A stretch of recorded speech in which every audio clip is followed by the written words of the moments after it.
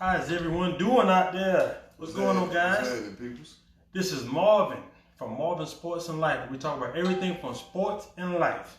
Today, we are doing a one-on-one interview with none other than Mr. Mrnomanners. Hello, how are you? Hey guys, you're coming in, please hit that like and share button. Guys, you're coming in, please hit that like and share button. All right, we're gonna start from the beginning. Me and Mr. Mrnomanners, we go way back. Way back. Okay, that's not good. We're going way back. Check the sound, guys, make sure it sounds good. All right, guys, we're gonna start this thing from the beginning. So let's start from the beginning. So for the purpose of the interview, would you like to? We gonna go from Loman to Mr. Mrnomanners, or we gonna start? Because I know Loman. Right. So right here, so we can start with Loman. We can jump from low. All right. So where was Loman born? Well, originally born in Orangeburg, South Carolina. You know, right there at the TRMC with everybody else. Pretty much just, you know, hometown, trying to be a hometown hero. Hometown hero, okay.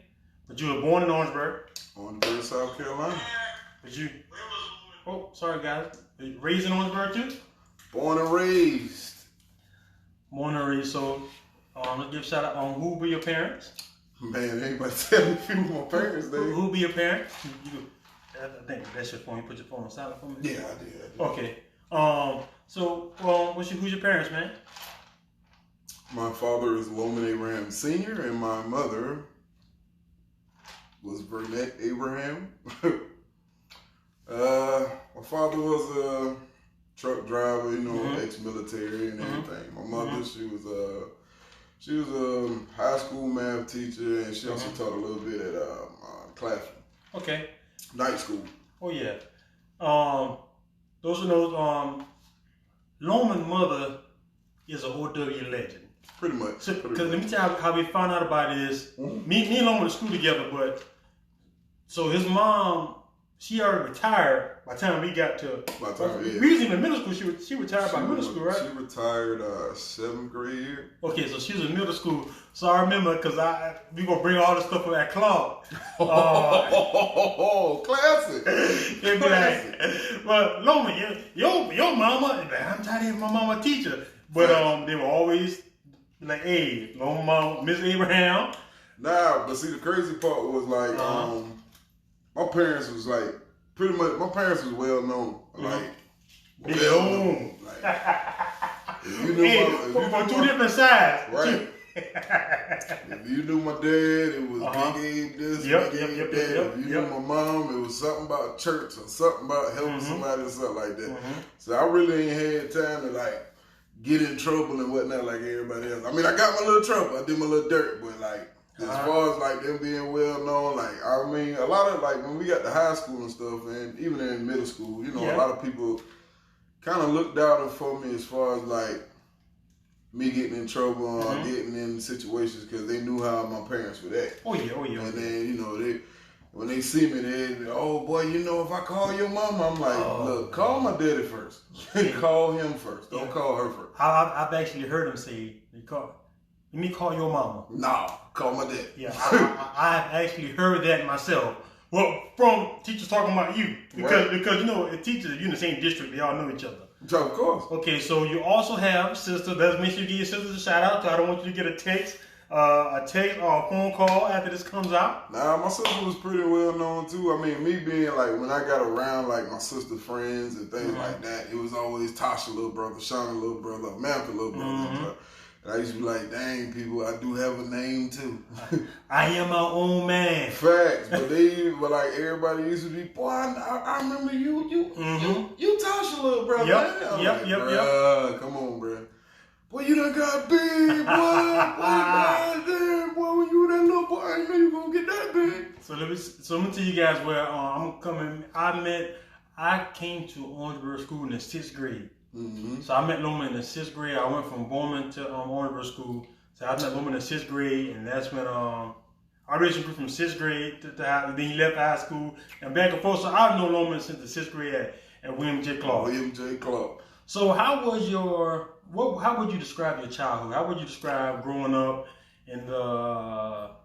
Because I'm from the outside looking in, I think you would have what they call the Black American Dream household. If you saw, what I mean by that is, if you saw a picture of a mom who did it, a dad working hard, Black household, would you agree to that? Rather how it was on the inside, just for perspective. From the outside, it would look definitely like that. Okay. It would look exactly like that. I mean, don't get me wrong.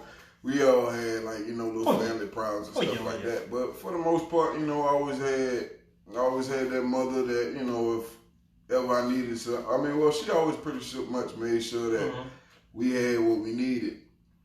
I mean, sometimes it wasn't always the most fashionable or the most expensive, but she always made sure that we had clothes on our back, food on the table, roof over our head. And it was for y'all. Yeah, it was for us. And that jump was, we had our tough times. I ain't gonna lie. Like, sometimes that jump used to be, hard. But, even, my mother was the type of mother that was, even though we had rough patches and tough times and everything like that, I really didn't know about it.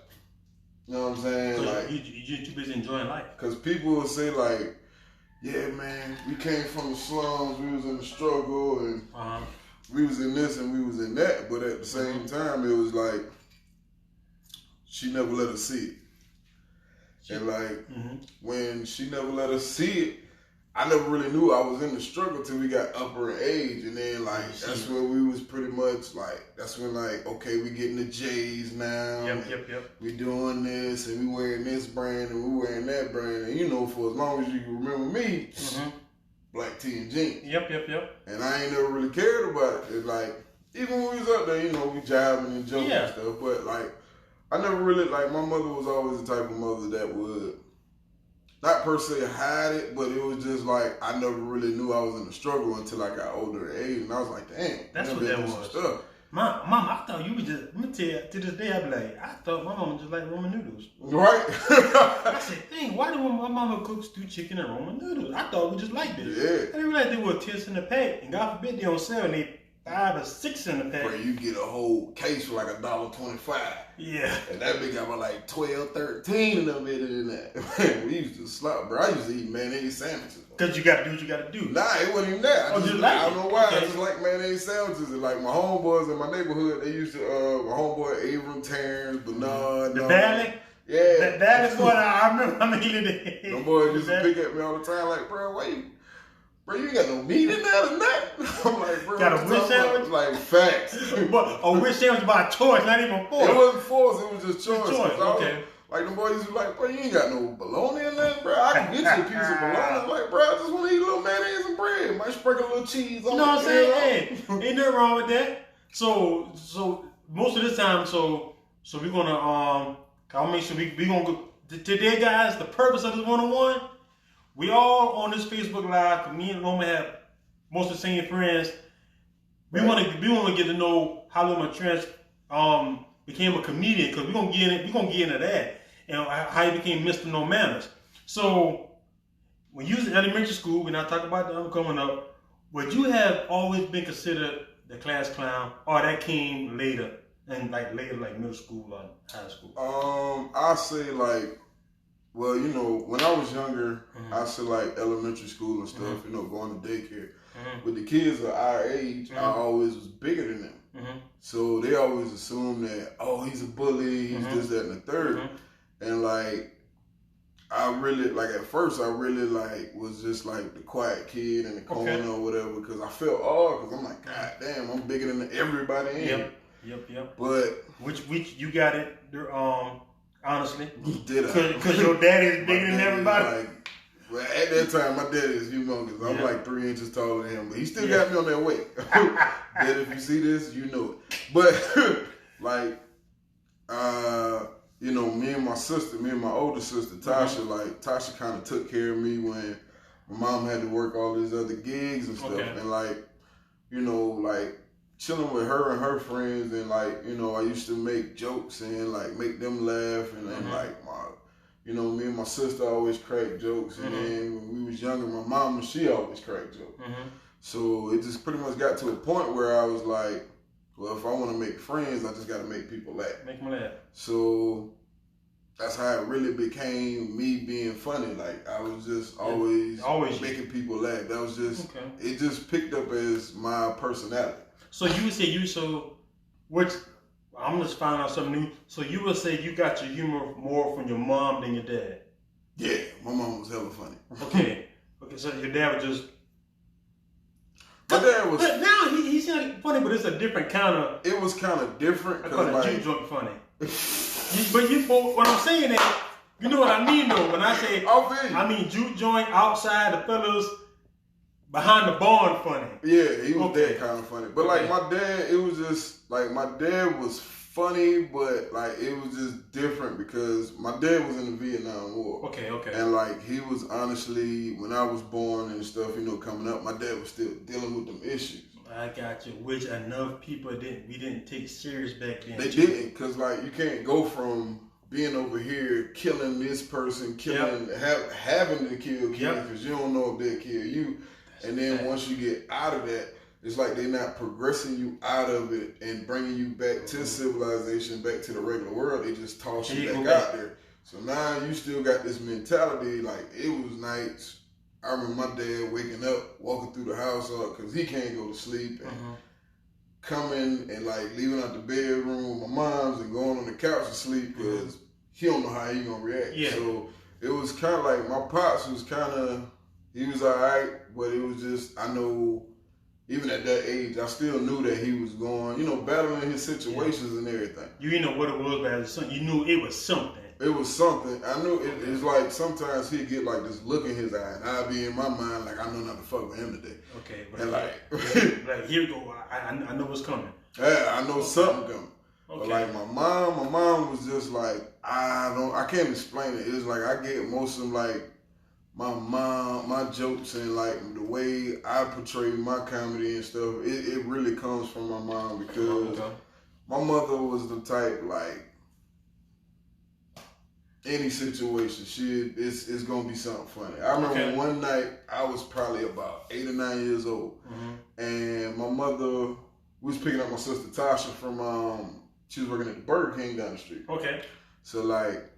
We get to the house and like I'm helping Tasha get her bag or something. All I know, my mom ran in the house, cut all of the lights off in the house, like just cut all the power off. And like we was walking up the steps and we was like, dang, the porch light off. Never had the porch light off. And then like we walking into the crib. She went to flick the light on in the living room. She was like, come on now.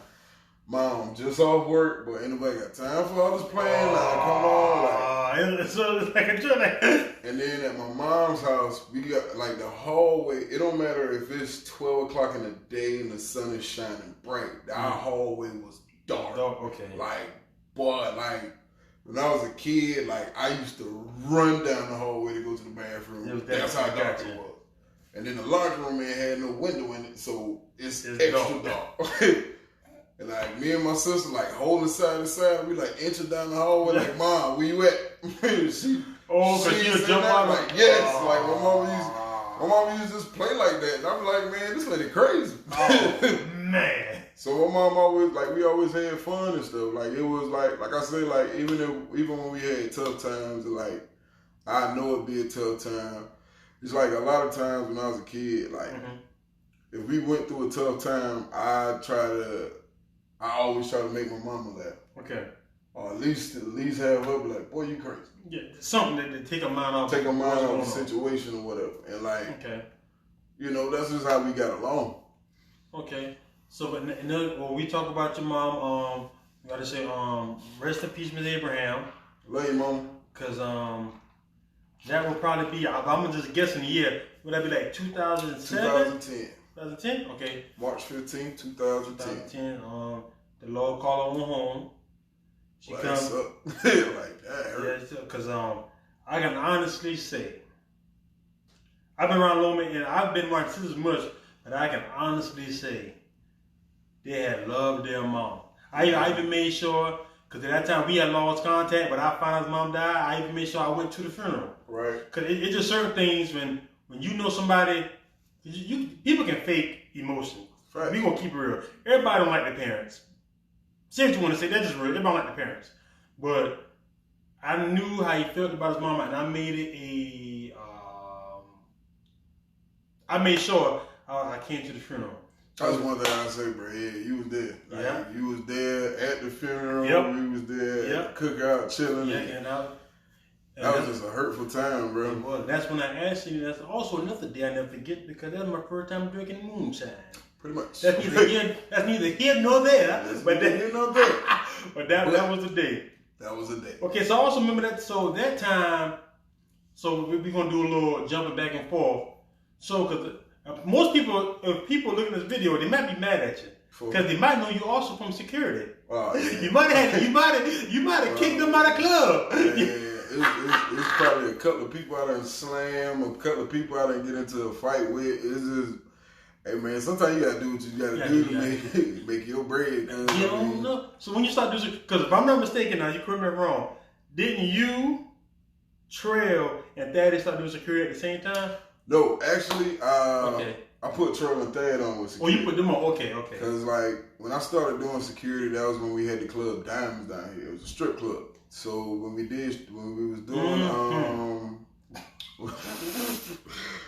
was doing my boy Tatum, Sylvanus Tatum knew I had a truck. Big and Tatum. like Tatum used to call because Tatum was there. The biggest linebacker ever in South Carolina history. Darkest too. Like Tatum used to call me and was like, Tatum like, man, you busy right now? I'm like, nah. And Tatum used to hit me up and be like, hey man, can we use your truck to go get some ice? And I was like, all right, cool. So I used to be like, you know, bro used to like give me gas money and stuff, like the dude who owned it.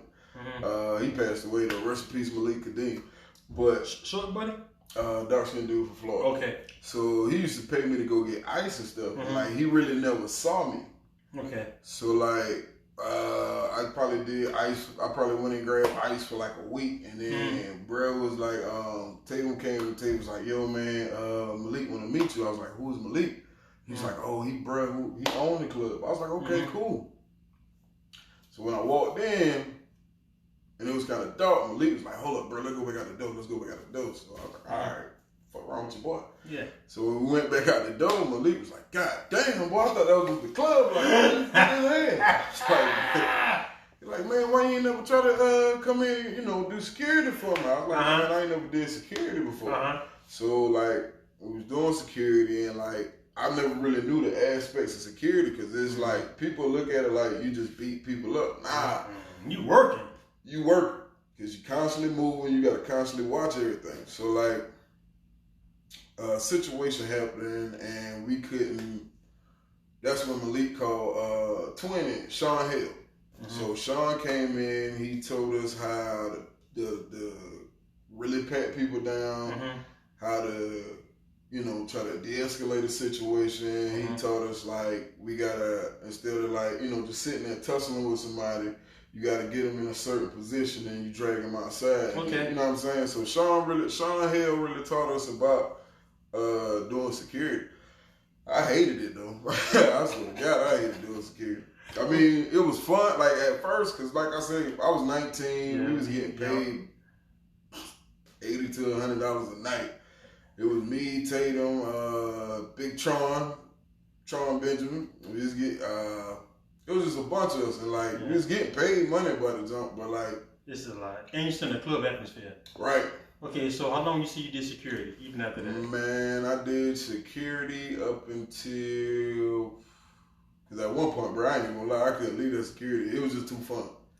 I hated it, but when I got there, I had love it. and it's something different because you see new people every night. You in a club environment still. You're not participating in the club things, but you still get to enjoy the environment. The environment of it. Yes. And it's just like you young, you know, 19, 20, and you know, you going around. There's like a bunch of women in there, and then there's strippers in there, and then, you know, there's alcohol and everything. It's just everything that's going on in there. It was just a cool situation. Yep. But I moved and went to Virginia for a couple years, and that's when, like, how was that? It was pretty cool, man. But like, that's when I first got up the nerve to actually do comedy. Okay. I was. And what part of Virginia was this? Well, actually, it was in D.C. Okay. I stayed in Stafford with my sister, with my older sister. I was staying in Stafford, but we went to shut up, Mike. We went to it was this place called. I saw that. I was going to read the comment too. It was this place called Adam Morgan in D.C. Okay. And like I went there with, matter of fact, same person, Mike. Okay. It was me, Mike, and this guy named Clea, and we went to this spot. And like I didn't go the first night. Okay. Cause I ain't had nothing planned. Okay. So once I went back like a week after that, and I just went by myself. Mm-hmm. And I was like, man, let me try to see what I could do before I start inviting people to do Check it. me out. Yeah, you know what I'm saying? Because you knew it was funny, but you know, being funny and stand-up funny, it's totally different. Made me laugh. That's basically what it is. Yeah. The whole crowd is saying, you better be funny. Yep. I'm looking to laugh. I'm like, and it was a girl, it was literally this chocolate girl that was just sitting in the front.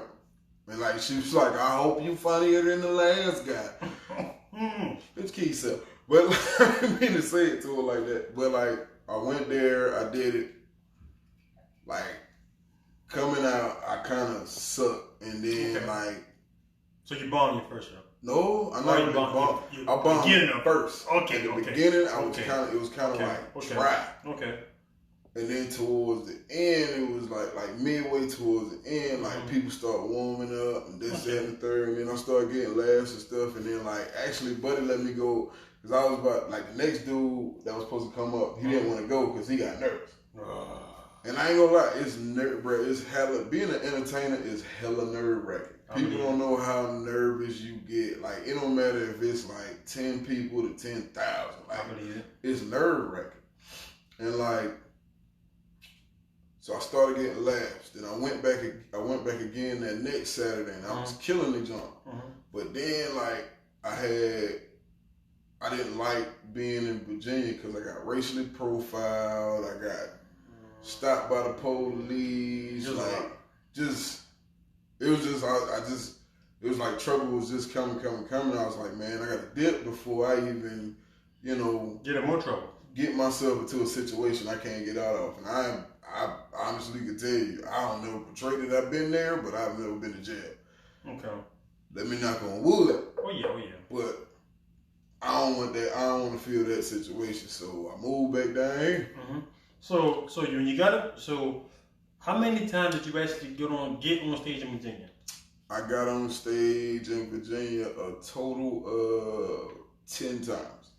So in that 10, so for the first time you was like, because I hear a lot of comedians say, I knew right then I got bit by the bug. I knew right then I got to have it.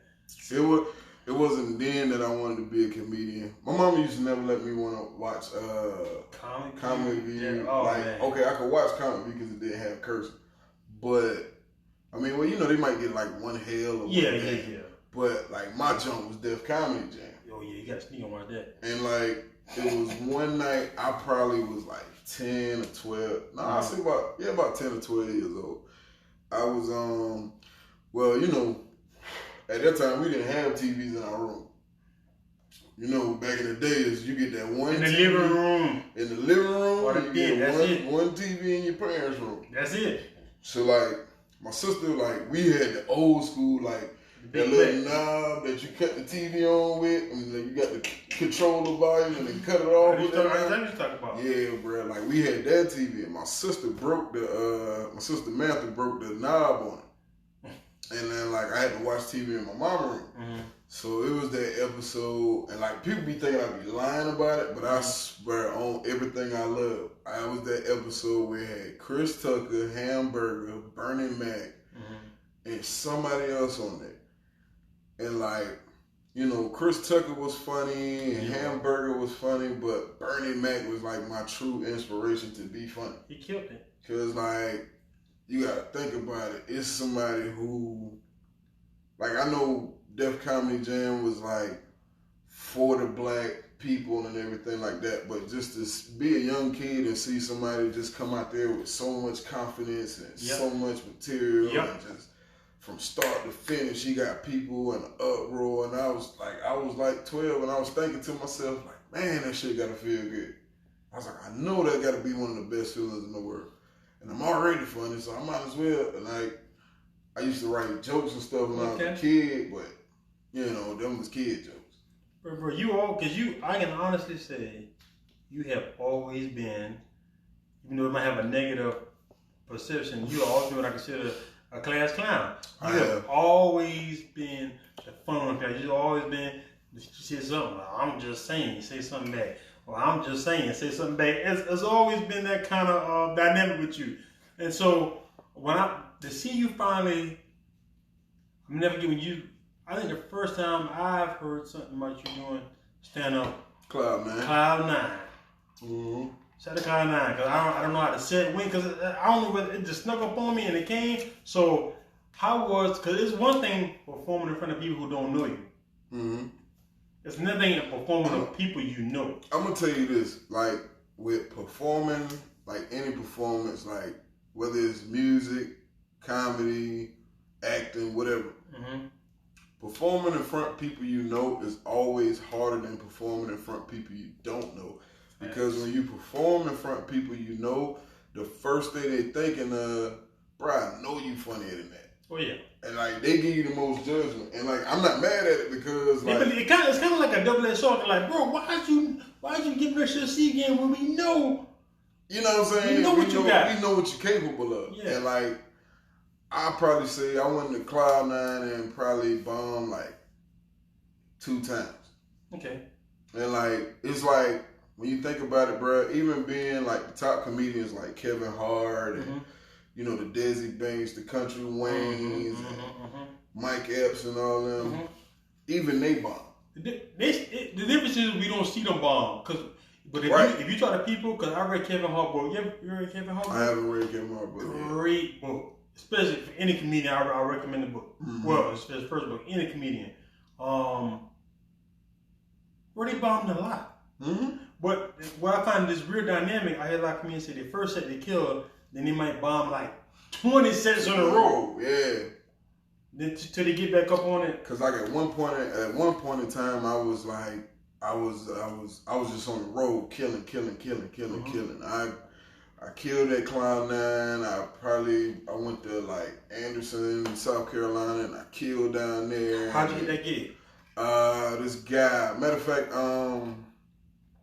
Jamal, God dang it, why is his last name escaping me? He probably gonna see this and be like, God dang, bro. Was it also, were you with that, I don't want to say buddy, cause I'm sorry I don't know your name, because I saw you do a couple of sets with another guy from Orangeburg, but he's gone now. The comedian was out of Orangeburg. I saw y'all did some sets together somewhere else. Deeds? I think that might be it. Deeds, yeah. That's my brother. Was y'all on that gig together? This gig was just you by yourself? Anderson. It was, but at the time when I first did comedy at Cloud 9, Deez was in Texas. Okay. And when he was in Texas, and then somebody posted my show, and Deez actually hit me up like that night. He was like, "Bro, you killed that jump, bro." He was like, "God dang, bro." He's like, "Man, you doing good things, bro. Just keep grinding, keep going and jump." I was like, "Yeah, man." I was trying to see some jump out of him, and then like when he came back, he was like, he had got like a headliner spot at Cloud 9. Now, the headliner is basically the last act, the big shebang person that just supposed to take. Pretty much the one who's gonna sell the tickets. Right. That's pretty much all a headliner is. Whether you get, because I think this is my preference. I think open act could be better, but who gonna put the butts in the seats? But this is the thing about it, like. To me, the opener, whoever opens, like starts off the show, they're the best because you setting the tone for it. That is true. You setting the tone. That's like Steve Harvey, D.L. Hughley, and Cedric Entertainer. They used to like have shows where they let Bernie Mac go first. He was like, "Fuck that, we never doing that shit again." And like, cause Cedric said they did it twice. 2 or 3 times, and they let him go first, and then he was like, everybody else went, and it was kind of bland after that. He was like, fuck that. Because he not killed him too hard. Like that, bro. And like, that's the stature I want to be at. Like, I want to, because I still write jokes and stuff, and I still want to do skits, and I actually want to make movies. I'm literally writing a script right now for, it's like a short film. Okay. And I wrote another one for a series I want to put on YouTube, but I haven't thought of a name for it. That's just a hard process. But like, yeah, Jamal, I don't want to say his last name. Jamal, we thank you. Well, we not gonna say your last name, but what did he do? When I went to Anderson, he called me. He called me. He was like, "Yo," and this is like some last minute job. He's like, "Yo, man, one of the comedians didn't show up, and like, we need another comedian." He's like, "Yo, can you get to Anderson by like 8:00?" I was like, "Well, I get there about." I get there now, if you need me to. He was like, "Well, shit, yeah, pull up." So I got there, and it was just like a little rinky-dink bar.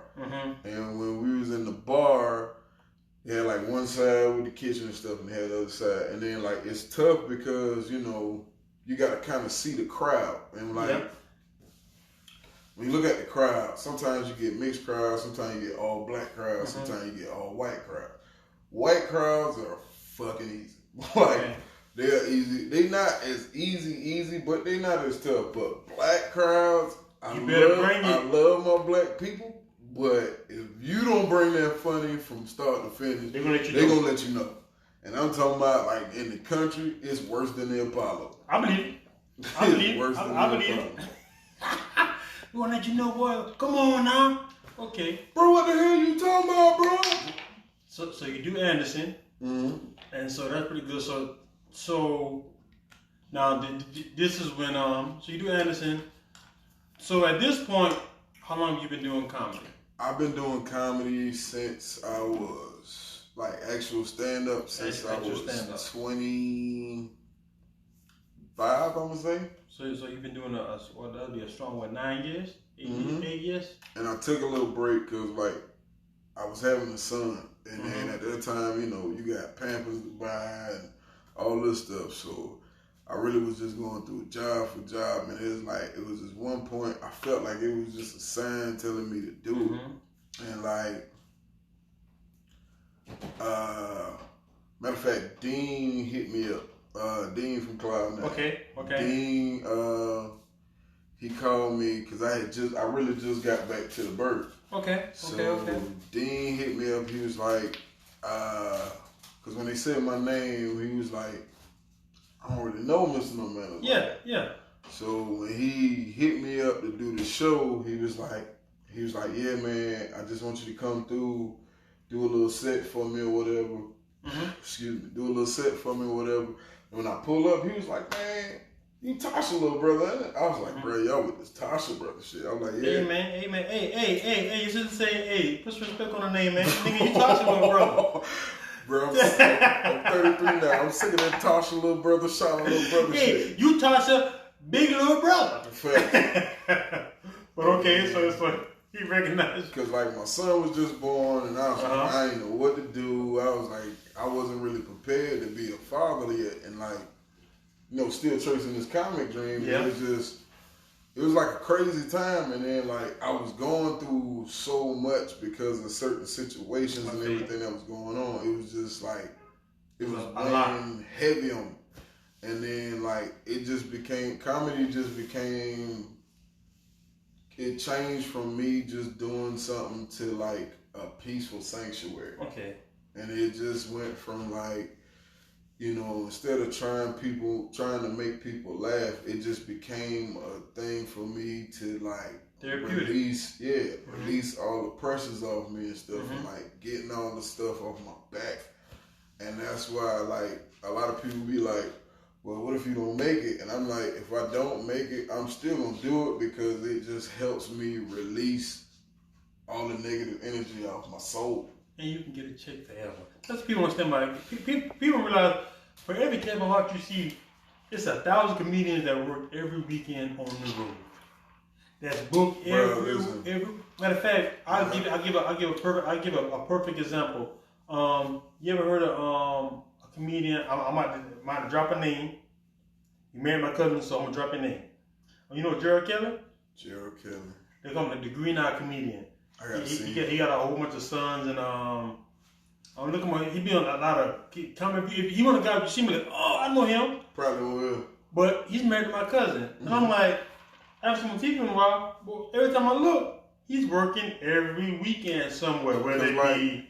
Even though people don't understand, like, people don't understand, like, okay, everybody wants to reach that Mike Epps level, that Kevin Hart level, that Bernie Mac level.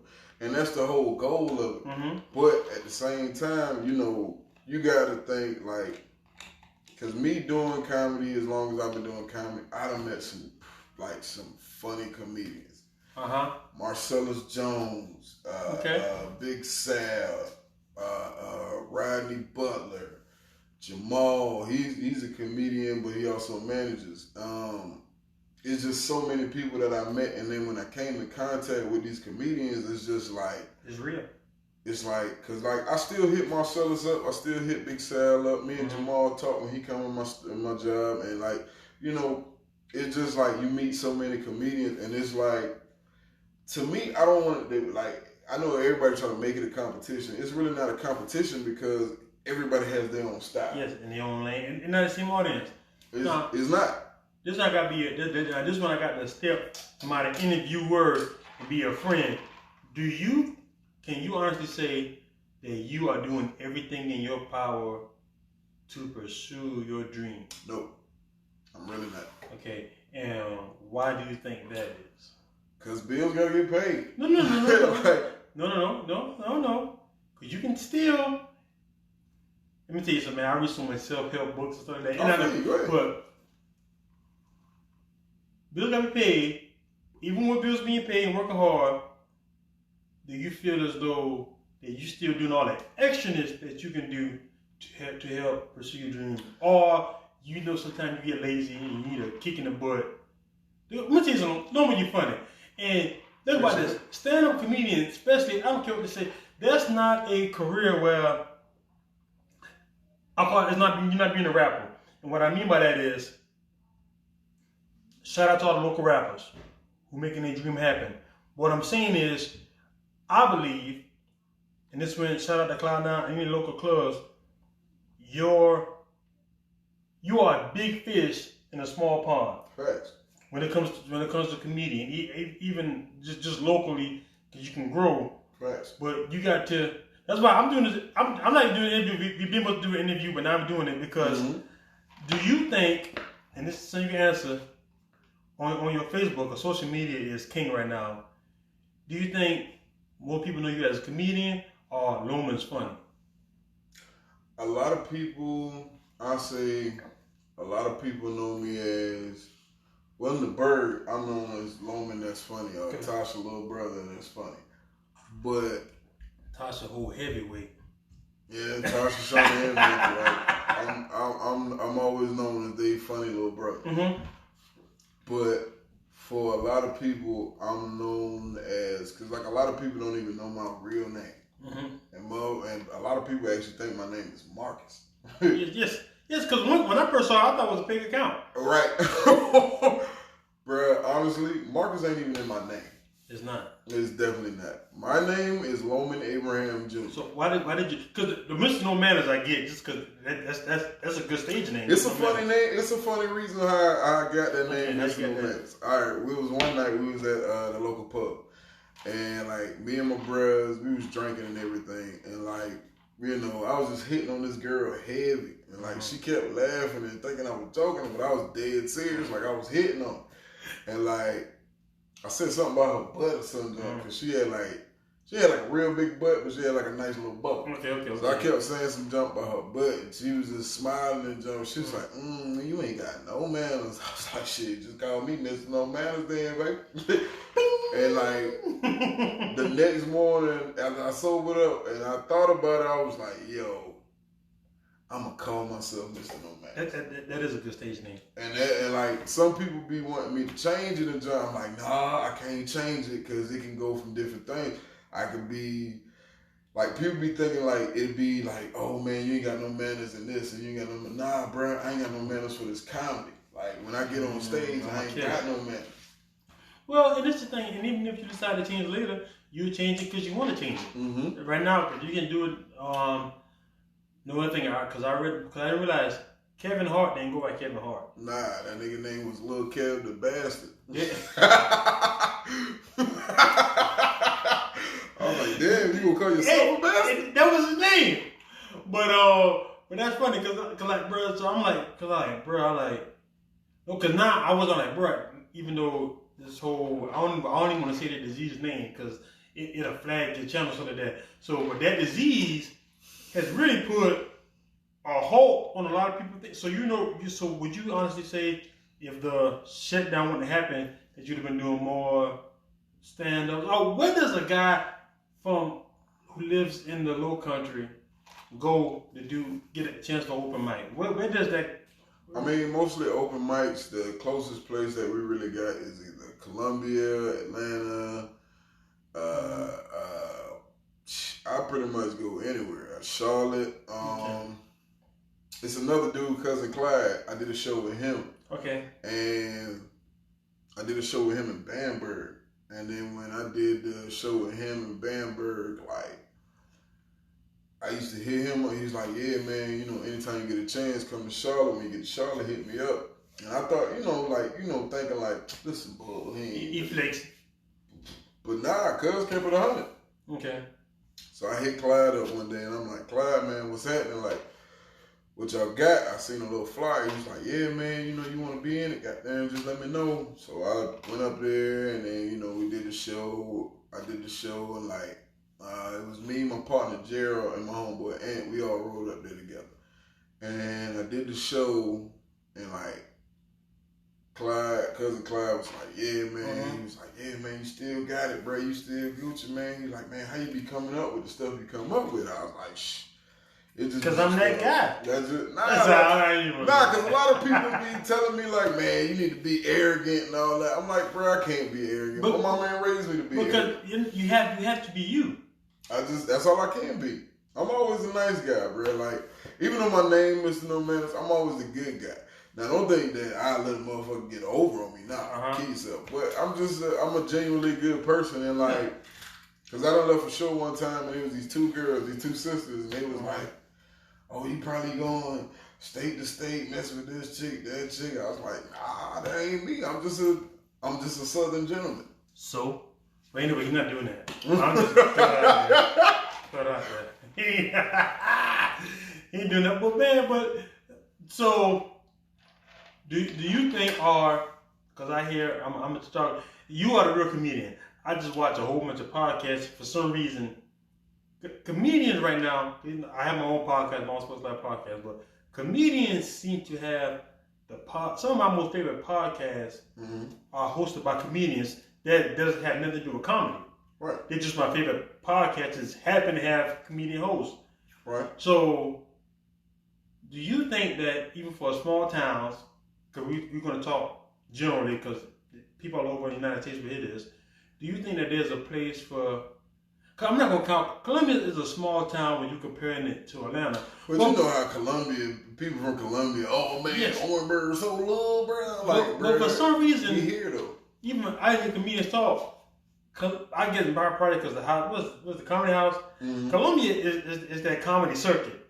Even the big guys, people don't realize the Kevin Hart's, the Chappelle's, they even do a Columbia run. They wouldn't do Columbia. They make sure they got to come through because it's part of that run. Bruh, I did a show at the comedy house one time and Bruce was in there and I was like shocked because like Bruce was one of my comedic idols from Bruce. Anybody watch Comedy View? If you say Bruce was wasn't one of your favorite comedians, you are a liar. Bruce and Honest J and my man Lavelle Crawford. Bro, listen, let me tell you something. My top 5 comedians are Bernie Mac, number 1. Okay.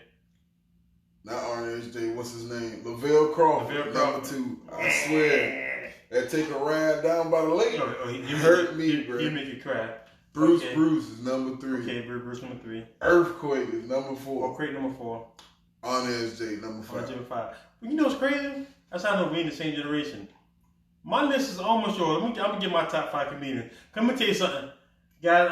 This might sound disrespectful. I'm gonna keep it real. If I say Eddie Murphy or oh man, don't kill me. I can't say. If I say Richard Pryor is my favorite comedian, I'll be lying. If I say Richard Father is a Godfather, I'll be telling the truth. Facts. But my 5 favorite comedians, Richard Pryor and Red Fox. Let me tell you something, and I got an unpopular opinion if I get my 5. I got a very unpopular opinion. Get your 5. I'm gonna give my 5. I got a very unpopular opinion. This is my opinion, guys. My old lady, slow. I think Mike Epps is overrated. Bruh, I think Mike Epps is overrated. Mike Epps took, if my wife said, I asked her, Mike Epps took $100 bars, and I want to go there and get my money back. That was the worst. That was the worst stand-up. That was the driest, deadest, and it wasn't even at the hospital. It was at the. It really pissed me off about it. It was at the township. Township auditorium. Now, let me tell you about it. Really pissed me off about it. It's the driest, deadest money ever, and the fella did was hitting the mic because I really that's a trick too. Hit the mic, get the sound effect. It was the wackest. His opener was the fella from Alabama, Henry. Mm-hmm. Killed it. Some other opener killed it. King Henry. I met him too, man. He a cool dude. He funny. Unlike Mike Epps was. But then I see Mike Epps at a year, 2 years before that, the Comedy House had me in stitches. If I had to say that, Mike Epps, bro, I want $100 back. It's different because like sometimes you got the comedians who, when you're in a position when you grinding, mm-hmm. of course your material gonna be like. Mm-hmm. You're gonna work that material and you're gonna be strong because it's like sometimes you can have some material that's corny today, but if you do it differently another day, then that shit is hilarious. And like the grinding comedians always gonna be like we the underdogs. Mm-hmm. We trying to get where y'all at. Mm-hmm. And like once you start getting the money and the promotions and all that stuff like that, and you start working with certain people, because there's a lot of underdog comedians like that just work with this person one time and work with that person, and they get all snooty fox and high-headed and like, nigga, you only work with that person one time. You didn't make it yet. Yes. Calm the fuck down. Mm-hmm. We still here. You're not a plastic cup boy. Right. But I was going to say, but Mike Epps, he just really teed me up, got my money. But that's neither there. I'm going to get my top 5. Unpopular opinion, not an unpopular opinion, but in my top 5, what's crazy, my number 1 comedian is, who the fuck is this coming? The guy who makes me laugh every time I see him, Arnez J. Hey, bro. Arnez J. People think Arnez J is my favorite comedian, and it's not even close. When I see Arnez, man, I went to Arnez J, I felt like the black dude on TV. When I went to come out, I'm like, I'm knocking on it. He's standing up. He's snapping. So I'm gonna say Arnez J, mm-hmm. Bruce, mm-hmm.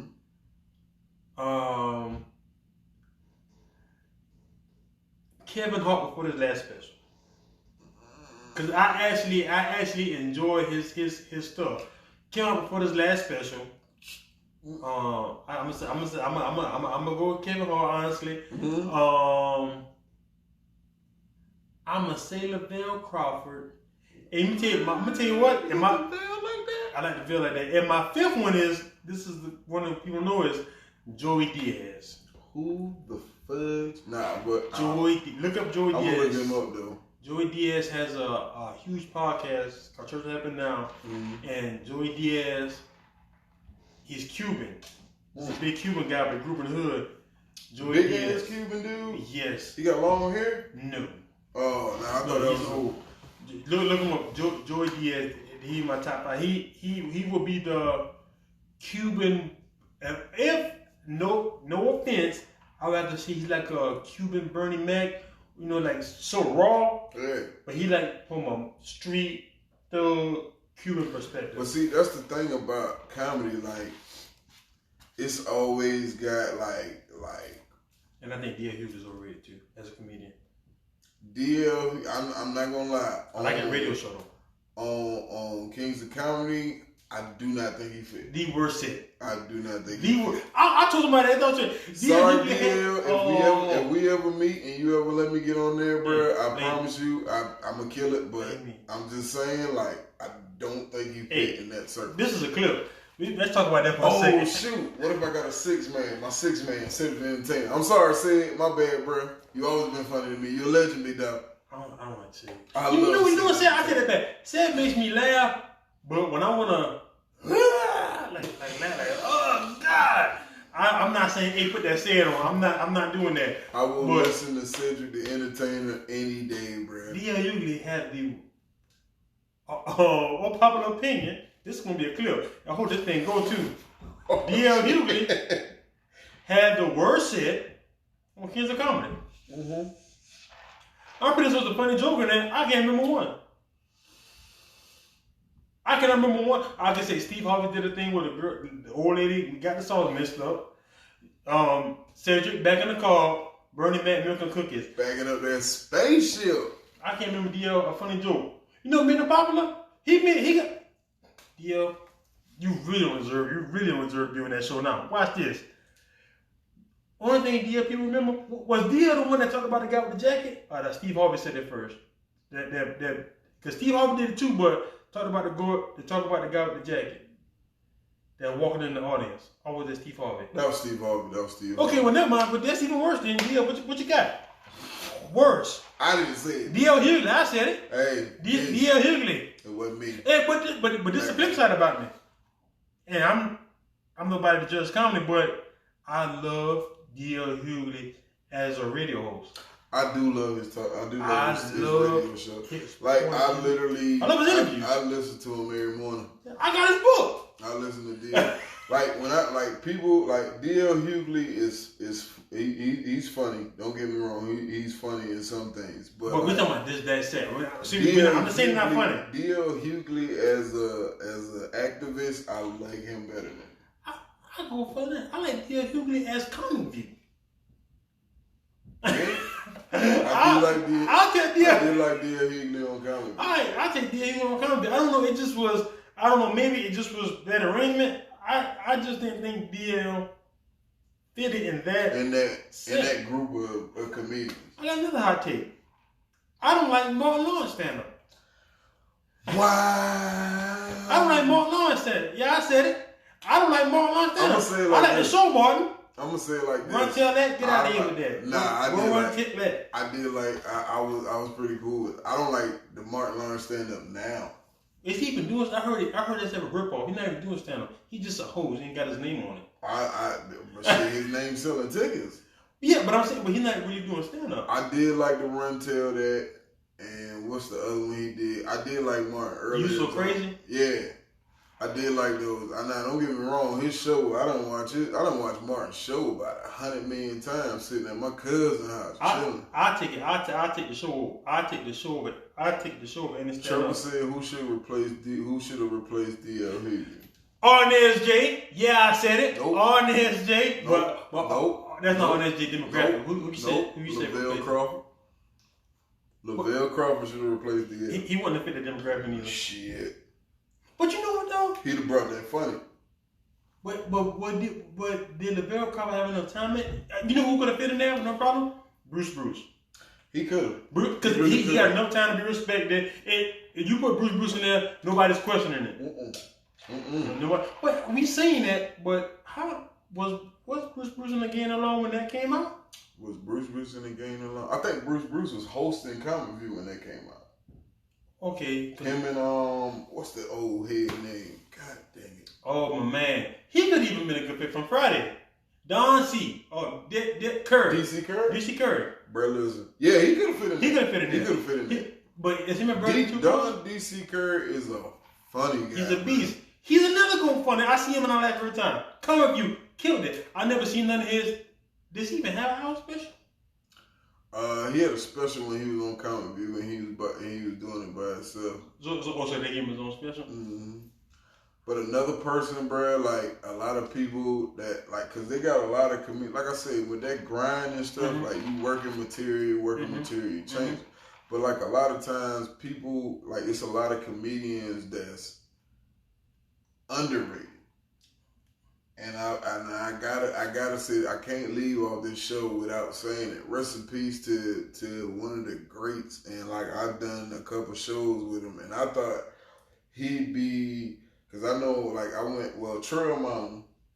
She had some tickets to go to Comedy House to see him and shit. And like I went in the back and I was going to the bathroom. I seen him. I was like, "What's up, bro?" He was like, "Man, no manners." I was like, "Damn, bro, you remember me?" Tyler Craig, bro. Tyler Craig is one of the funniest people I've ever met in my life. And if you never seen Tyler Craig in person, you missed out on something great. But you know who he is? He's black. He's black famous. Like, nah, like Tyler Craig should have had his shot where he could be like Kevin Hart, Mike Epps status and everything. Tyler Craig was one, like, bruh, like, I actually sat down and talked to Tyler Craig before. And like, cause he came to the pub, we did a show with him. First time we did a show together, we was in Bamberg, and like. Tyler Craig did a show in Bamberg? Yeah, he did a show in Bamberg. When all these shows going on in Bamberg, that's not skip over that. Let's get back to that. I'm shows going on in Bamberg. Jamal Richardson, that's his name, goddamn. Jamal Richardson. Where these shows be at? It was at a little it was like a little event place or whatever in Bamberg. And like the first time I did it, and like I ain't gonna lie, I was just like, I was tripping. I was like, oh, that's Tyler Craig. Cause like I remember Tyler Craig from Comic View. The paper. Yeah. No, not the paper. More of the story. Oh. That was his thing. You right there, the more of the story. Yep. Cause he had it like, and I was like, man, and I told Brad, like, I was like, man, I don't want to seem like no groupie or nothing, but like, I was like, Brad, like, respect. You're a real inspiration, Brad. Respect. And like, it was just. Like when that man passed, and it was just like how did he pass? He had complications with the heart. Okay. But it was just it was just so devastating because like I felt like I was like, dang, because he was teaching me, like we sat down and we was drinking and we was talking about some stuff, and he was like, yeah, man, you know, you gotta find your niche, you gotta find your own niche, you gotta be yourself. And he's like, bro, you got that. You got your own, so he's like, continue to do you how you do you. Mm-hmm. And I was like, okay, cool. He's like, bro. He was like telling me like, you know, certain shows you can't dress, you gotta dress a certain way. And I was like, I understand. I agree with that. And I was like, I was just comfort because I'm home. Like when I'm home, I ain't really care. I'm like, nigga, this is on Bamberg. Right, but that's not good. I tried to get on Bamberg, but. Nah, cause he was telling me like he was like, even though you home, bro, you gotta treat it like you in New York. You gotta treat it like you in LA. You gotta treat it like you in Atlanta. So they can treat you different. I agree with that. And he was like, man, even from the way you dress to things you say, he was like, bro, he's like when you go out there, he's like the man with the microphone gonna always win. You're right. But he was like, when you go to these places, he's like, even if you're doing it around here. And you might eventually take off. He was like, bro, you got to treat that junk. Like, he was like, man, do you go to an interview in black tee and jeans? I was like, shit, depending on the job, my nigga. He was like, see, you play too much. Mm-hmm. I was like, nah, I feel what you're saying. And it was like, it just changed because, like, it made me care about how I looked on stage. Because, like, he always wore suits and stuff, but it's a different generation now. You can get, cause like right now, I actually be investing in blazers and stuff like that. Yeah. So when I do go on to these shows, like, if I do a show in the A, but I'm always gonna wear chucks. Hey, listen, people, my foot big and flat. I need something comfortable on this. But I agree with them because sometimes when you present yourself. A certain way, they're going to treat you that way. Because if you go on stage and this is a big event and you go on stage looking like a thug, they're going to treat you like a thug. Somebody see you.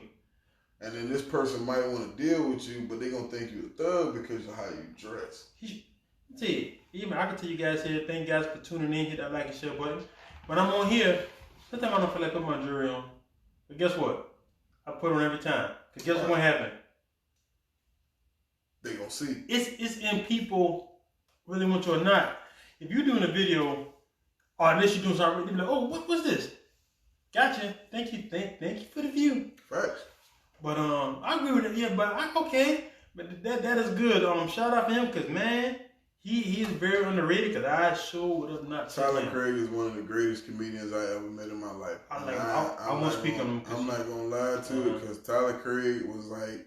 He was just he was a real brother, bro. Because I done met some, Like even when I was doing security, I done met rappers and shit, and they assholes. I done met comedians who felt like you made it, and like you doing this and doing that, but nigga, you still in the same venue with me, the underdog. Me. Guess what? Tyler Craig. Rest in peace to Tyler Craig, but Tyler Craig was a real ass nigga. Like I don't give a fuck what nobody say. That was one of the realest comedians I ever met. That's good, man. I think he, like you said, he's one of the people. If you see me, be like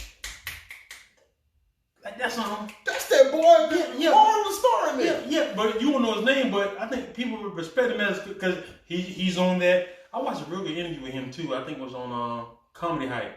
A real good interview. I think he was talking about Steve Harvey, something like that. But some stuff Tyler Craig, he even says, and this is also part of being a comedian, but people don't realize it. Some of it is not about being funny. Sometimes it's just about, do people like you or not? How much butt you willing to kiss? Not saying like, but like, and he even said, he feel as though Gary Owens said something I thought was so funny. Gary Owens said he had a friend that invited him to be in the room with Bernie Mac, like Bernie Mac dressing room. And he said, well, he saw the other stand-ups, like open ass came in there, and they was so extra. He said he just fell back, fell in the room, and Bernie Mac let him live. Everybody else? But see, sometimes everybody don't want to play the game. No, bro. Like you gotta think about it. Like, cause me personally, bro, like doing comedy as much as I've done comedy, and like meeting the people that I met doing comedy, and like you do, like sometimes you somebody give you a show and you don't know who the headliner is. And then when you get there and then you see the headliner, you got to think these people been headlining for a long time. Like I done did a show with Barbara Carlisle. Who's that? Look her up. She used to be on Comic View. I done did shows with it's a dude from something. TP. Oh, the funeral director. Or not him? No. Okay, but you know what I'm talking about. I said funeral director, right? He was on Wild 'N Out like the last. They got they do the videos. What's his name though? We got the big old eyes. Dark skin, big ass eyes. Yeah, he's the funeral director guy. Cause I hosted for him, and like it's just like you don't. He on his way too. Yeah, but I don't. Along with Mrnomanners, who can be you can see the link. Make sure you like this Facebook, go like his videos, check it out, like and comment. Matter of fact, I have my own page. It's just Mrnomanners. This is Mrnomanners. It's Mrnomanners. But I have a page. I have my own page where I put my videos and stuff. And what's the name of that page? Mrnomanners. And do you have a YouTube? Don't have the YouTube up anymore because they shut my junk down. They said my content was too much. But I will be starting another YouTube page because I have a couple of things I'm trying to get done. I'm trying to do some skits. And like it's just like right now it's just a time for like really virtual. What kind of content do you do to get pulled out down on YouTube? Or YouTube, I have no idea, bro. Because they usually kind of lenient. You got to be like, bro. I just like honestly, bro. My like. I think people just don't like me, bro. Now Facebook don't take my Facebook. Oh, did you know wrong? Because like a lot of times I feel like in this game, like not even in this game, me just being an adult.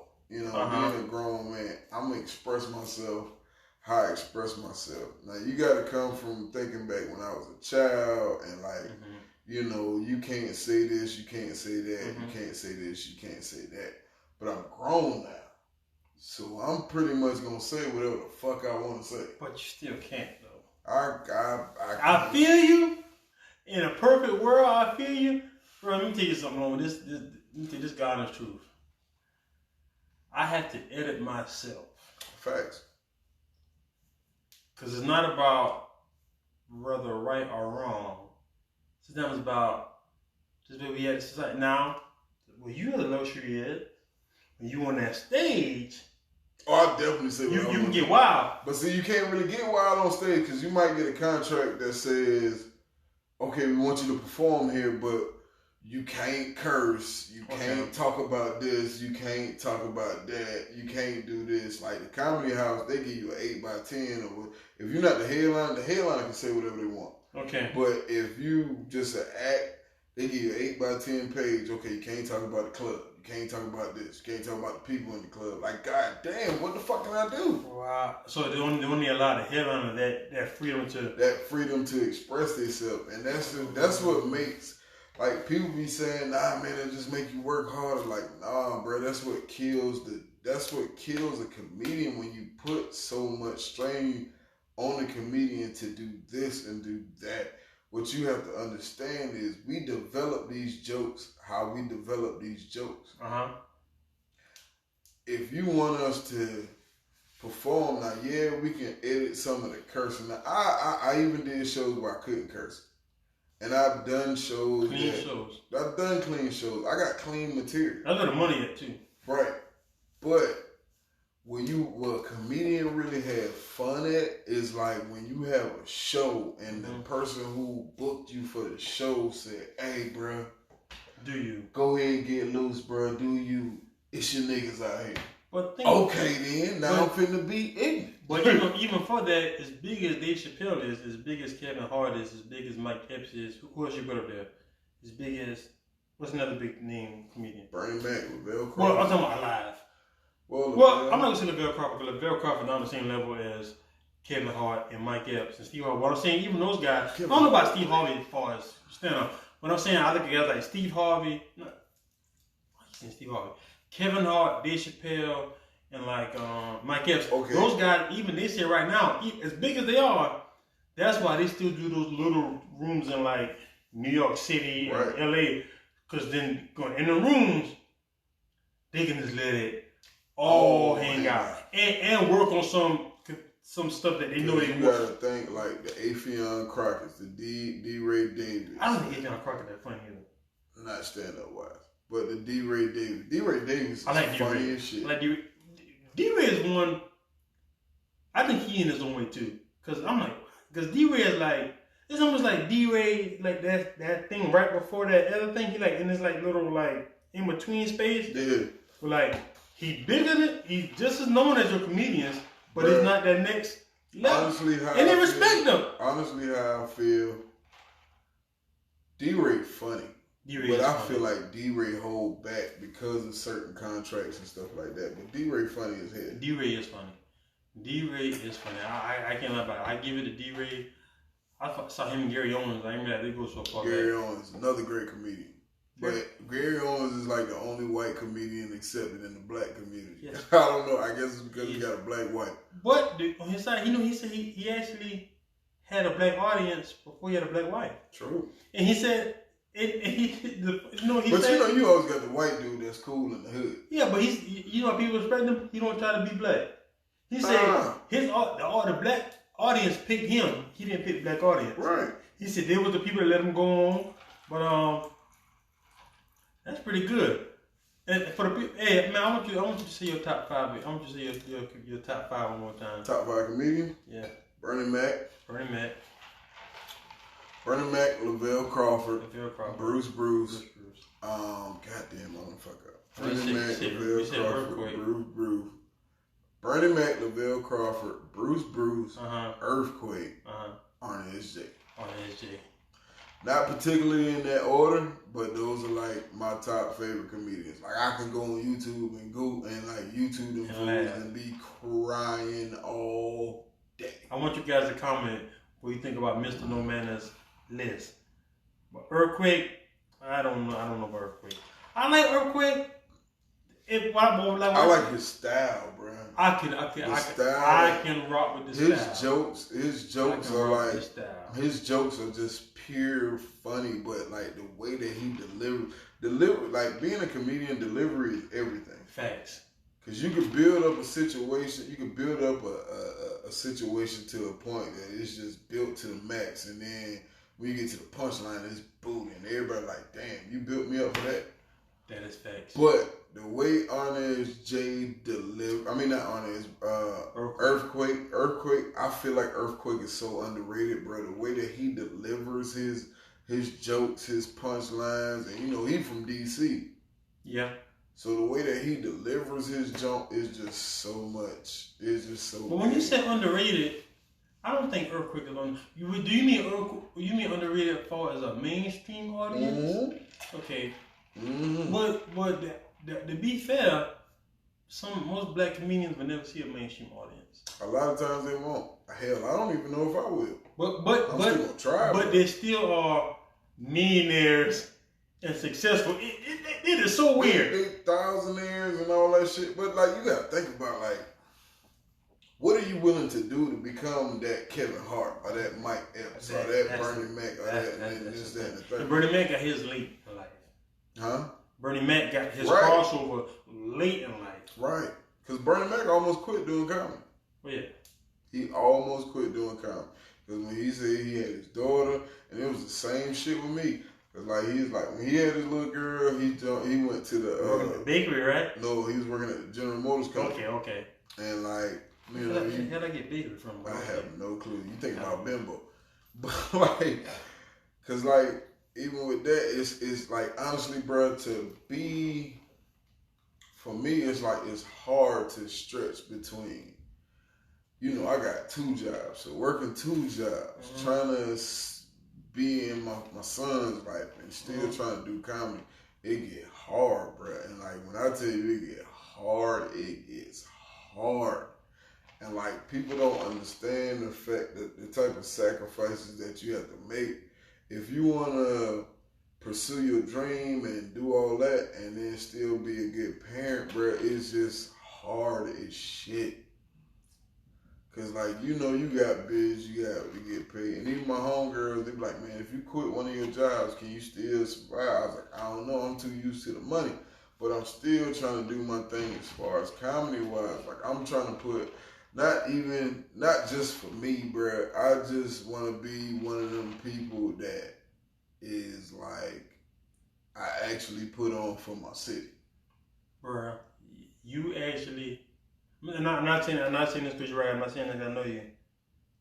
You want to punish people I know. Mm-hmm. But with that, sometimes, in the words of the late Michael Jackson, you got to look at the man in the mirror. I'm asking him to change his ways. Mm-hmm. No message could have been any clearer. Facts. If you want to make a better place, look at yourself and make that change.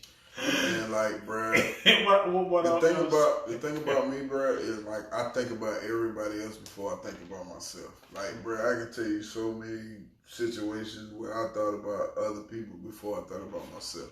And like, people tell me all the time, like, bro, sometimes you got to be selfish. And I was like, man, me, little man, I'm doing this sacrifice for me, for my little man. Right. How do I get for me, for my little man, me, little man. Right. Until there's another equation where there is a wife or significant other. Mm-hmm. And me saying this, hopefully nobody be in the comments coming for the smoke for me. I'm just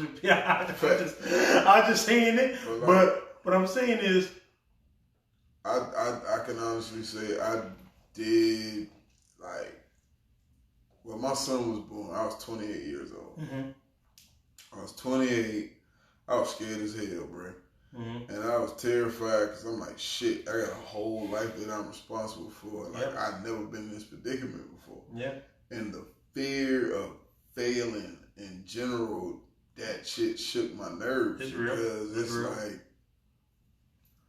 you know, it's some things that my father has done that my mother used to say sometimes, like, I see your dad in you. And I was like, man, don't even put that on me.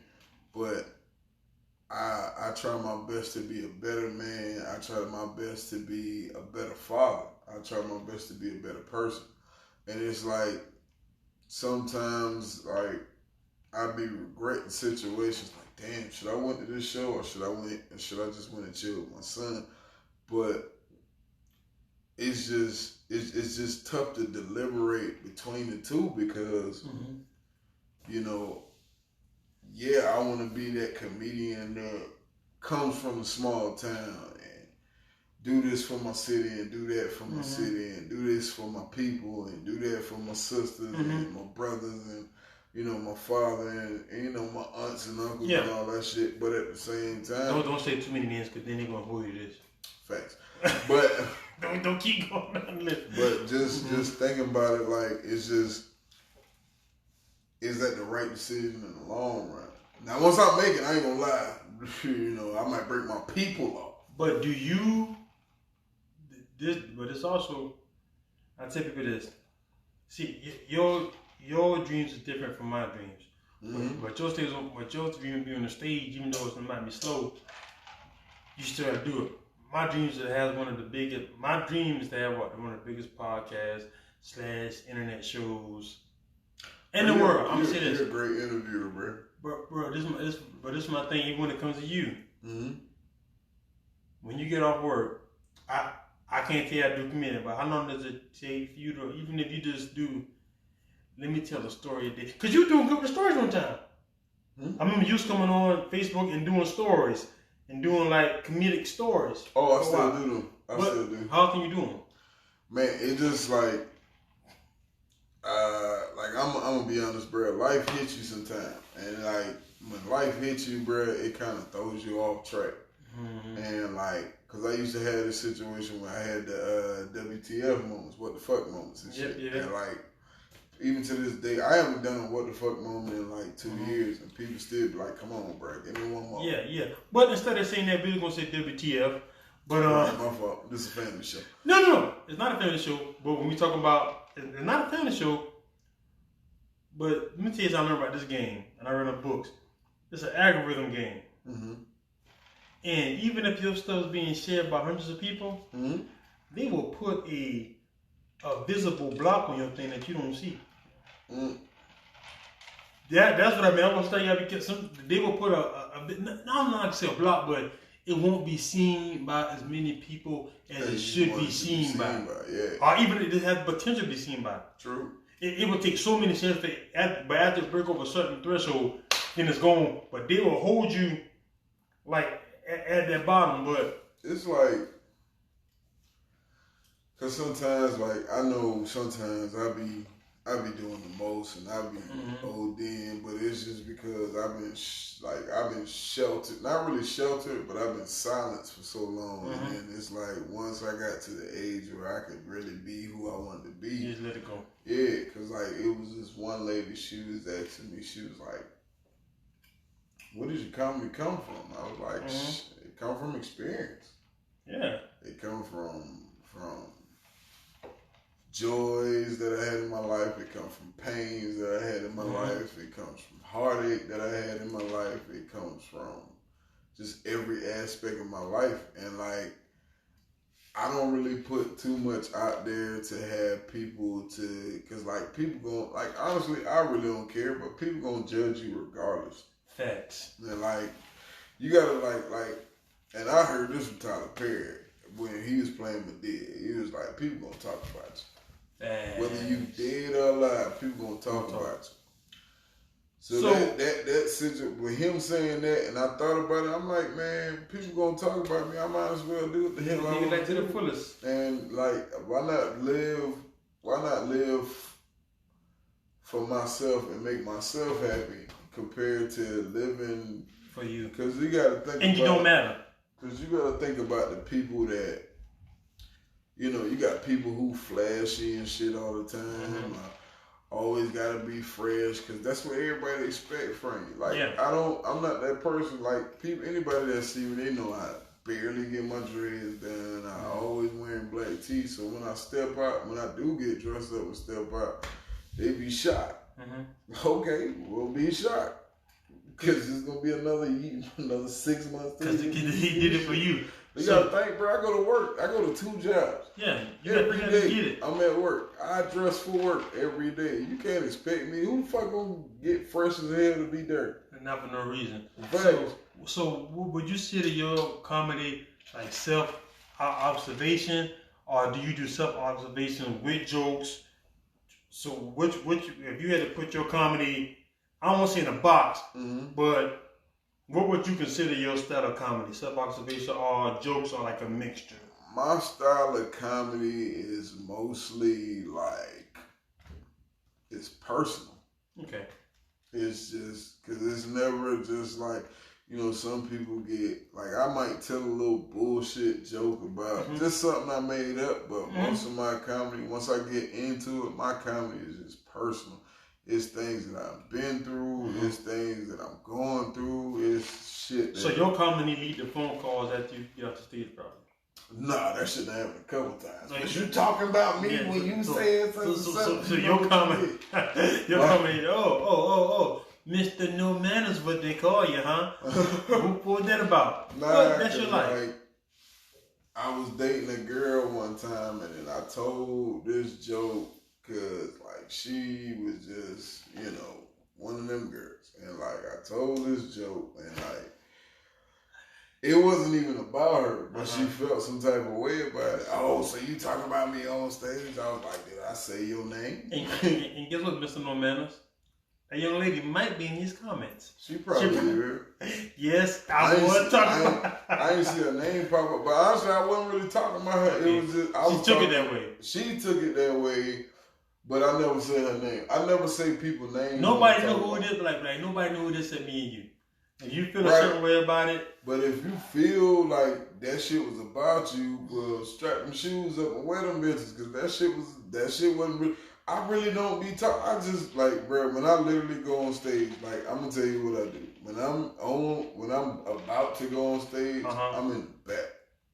I get on one knee, and I just pray to God that I have a good show.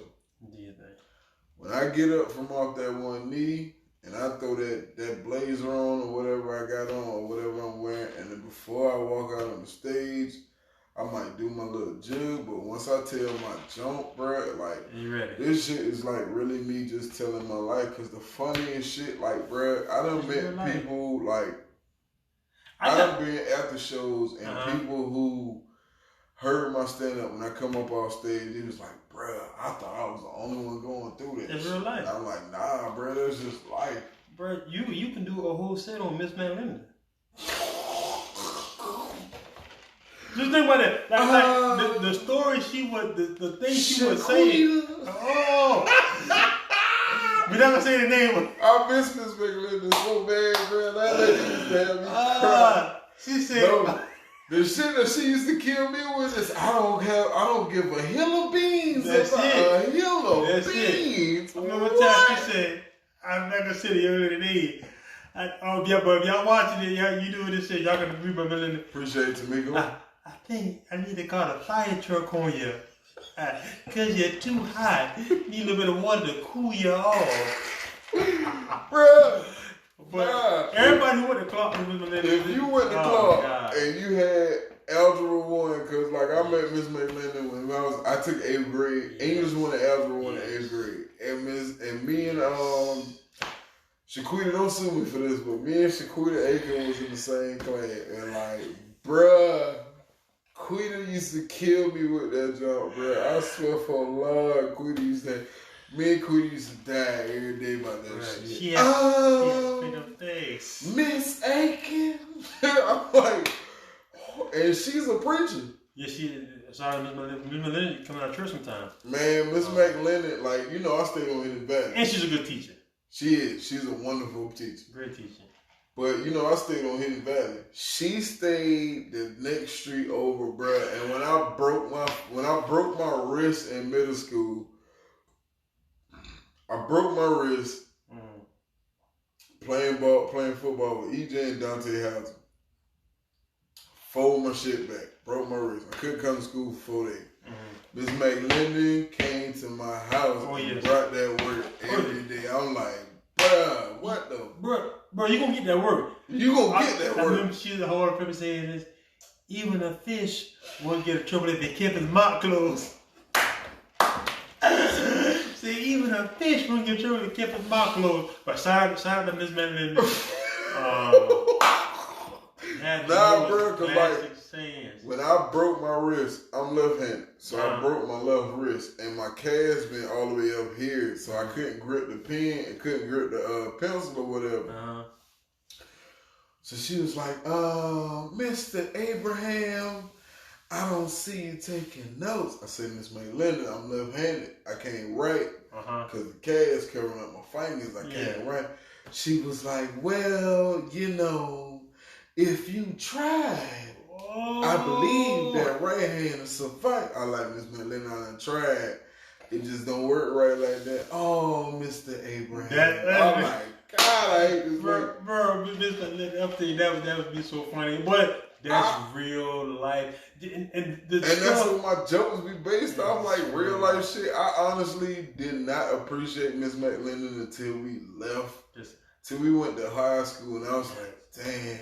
And I had a pre-algebra. I didn't take algebra until I got to high school. My mama threw me in that. Yeah, I remember that. I remember that. God, no. Nah, cause you know my mom was a math teacher, so she was like, sure. But then I put the pressure on you. She like, boy, I know this man, so I know you know this man. I like, man, I don't even want it. Mama, let me get 8th grade math. Like, God damn. You can't pass out math through G's. Mama. Come on, Mama. She said, boy, you my son. I'm going to pass it to your mama. Don't worry about that. You gonna take this algebra 1. Boy, she put me in algebra 1 and English 1, and I fucking hated that shit. I passed the bit. That was funny. I ain't gonna lie, I passed English 1, but I kind of tanked the algebra 1 because once that shit got deep, I got bored and I used to be sleepy a lot. It got bored. So right now, you guys have any questions? Make sure you put in the comments. So if somebody wanted to see Mr. Mrnomanners in person, when is the next time you think you'll be hitting that stage again?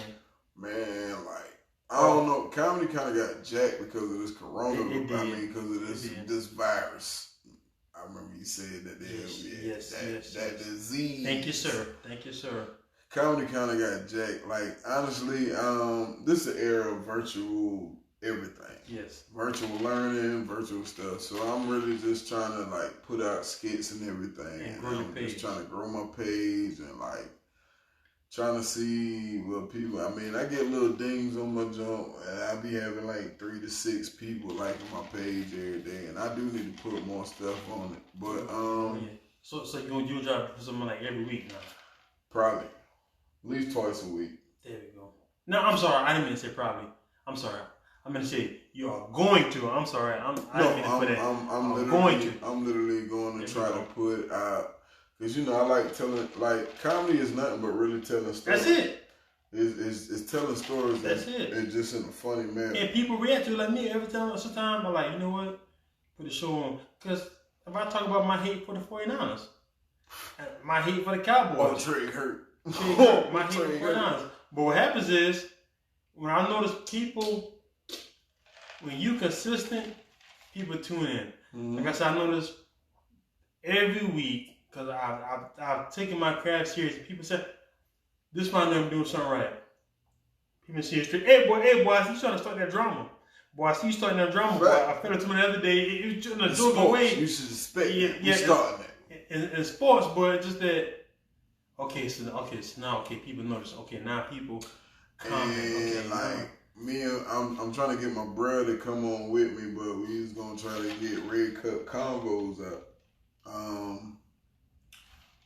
It's me and my brother Mike Wanamaker. Let me tell you something about Mike Wanamaker. Let me tell you something what you guys gonna put in that comment. You guys gonna think they are brothers, cause them guys can pass for brothers. Bruh, like literally in high school. Pass. I ain't gonna lie, bro. I thought y'all was kidding for me. Fact, bro, cause like my brother, my older brother is he in his 50s. Okay. So like, yeah, my dad been out there. But he in his 50s and like, And how old is, not from Mr. Abraham under the bus, and how old is your youngest brother? 15. My little brother 15, my oldest brother like 50 something. Woo! My dad been out here in these streets. But like, people used to be like, man, I just seen your brother. I'm like, what the fuck my brother doing that here? He like, my brother live in Kentucky. They like, bro, I just seen your brother. What the hell my brother doing that here? No, your brother Them boys used to think like, that boy, they used to think me and Mike was brothers and shit. And they were like, man, like, bro, I just seen Mike. Who the fuck is Mike? I didn't even know who Mike was at the time. And then me and Mike had Miss Davis class, probability and statistics. And I met Mike. And then when I went to Virginia, Mike was staying in Maryland. That's crazy. So when he stayed in Maryland, I used to work at this place called Virginia Tire and Auto, but failed a drug test and lost my job. But I used to go to Mike's crib like everything, Christmas and all kind of shit, and like you know, over that time, me and Mike became family. Gotcha. You know, between his auntie, like it used to be a bunch of people at his crib. Mm-hmm. Like his auntie would be like, man, all them niggas gotta get the fuck out. I'm like, God damn, I gotta drive back to Virginia at 3 o'clock in the morning. She's like, no, where you going? I was like, nah, you say right here, you got. She's like, no, you good. You just stay. I don't know them niggas. I'm like, oh, okay, you real. That's real. That's real. And I love auntie to this day. Bruh, and that's great. So right now I got the page in. I'm gonna make sure I put his keep looking at the his. I'm gonna have his page. Make sure you guys hit that like, hit that follow button. Please share hit it. Hit that follow button. We're gonna support our local comedians. How often you get to say that? What? I never said it before. Support our local comedians. Shit, not really, not often. But please listen.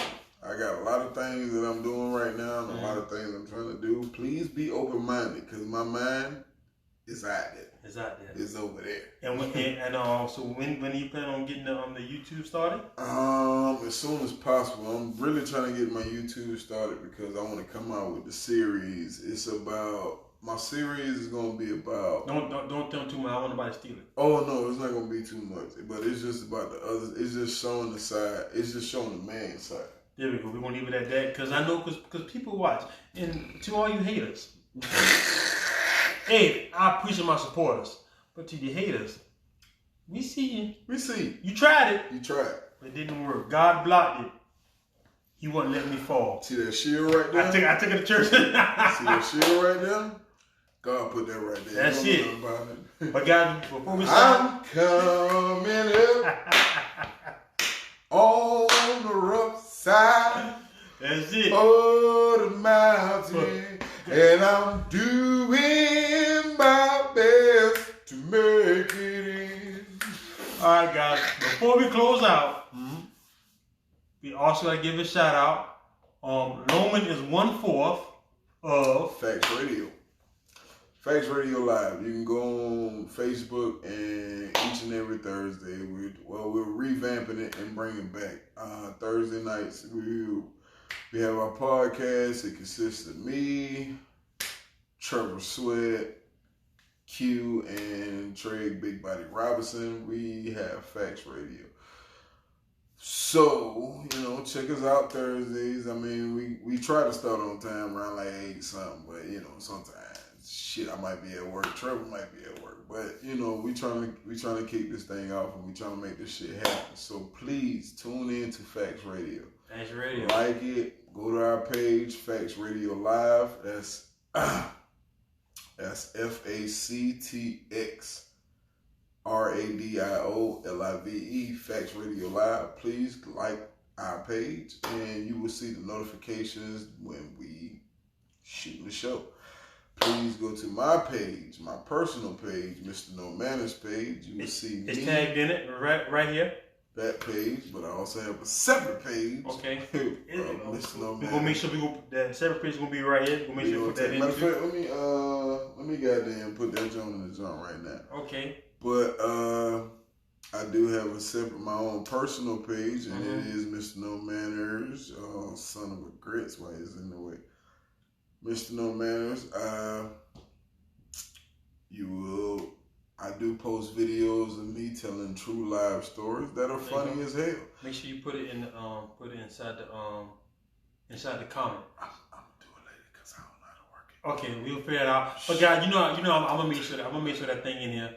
But guys, thank you, Marvinsportsandlife. Hey, you guys been in here. Make sure you hit that like and share button. Thank you guys for tuning in. Please. Like I said, every week you guys been liking it here. You also have my other channel, Marvin Albright Jr. The business channel, you guys showing love, you guys showing support. It gets bigger and bigger every day. Who said a bird don't stick together? Who said that? Who said that? But honestly, bro, I honestly think that we have so much talent in Orangeburg, and like people don't appreciate it or give us the credit that we deserve. Because as far as like just talent and just talent in general, as far as music, comedy, as far as actors, models, and everything like that. And it just sucked that we got to leave from where we are to go show that to go present our talents. That's everywhere. Sucks. That's everywhere. I can't be on. We got people who got to leave New York to go to Atlanta to get on. I fucking hate people that leave Atlanta that got to go to Carolina to get on. No, people that live Charleston to go to. Y'all niggas is bunched up. I don't like all that compact shit. Nah, it's thick. I'm with you. It's like when I've been to New York and I was staying with my cousin. Overrated. But okay, that's neither here nor there. Everybody's like, oh, your motherfucking neck. Like, god damn, nigga, back up. It is. But please tune in to Marvin's Sports and Life. This is my dog. Been boys for like the last 20-something years. God damn, we old. Long time. We old as shit. Long time. You know you old when you say a motherfucker be your dog for the old over 20 years. Bro, and that's not even an exaggeration. That is real fact. Yeah, that'd be 12. Right. And that would be a middle school. Damn. Bro, that's not even an exaggeration. That's not. We've literally been boys for over 20 years. But please keep tuning to Marvin's Sports and Life. Please tune in to Facts Radio. Please check my page, Mrnomanners on Facebook. Please look at my other page, Marcus Mrnomanners Camby, where I post dumb shit all the time. And please look for my videos, my skits, and some of my short films that I will be producing close to the end of this year, early next year. And when I start my YouTube page up, it will be Mrnomanners on there as well. I'll make sure to share it. I'll make sure to get out there. We're gonna get the word out there. Hey guys, and he's gonna do what he need to do. If y'all go to this page, y'all put the fire on him. If you ain't seen no post, be like, hey man, where the video at? Do that, cause that shit ain't gonna do nothing but make me mad and make me put some shit out. But alright guys, till then we out. Like, share, Marvinsportsandlife, Marvinsportsandlife, we out, baby. Alright, y'all.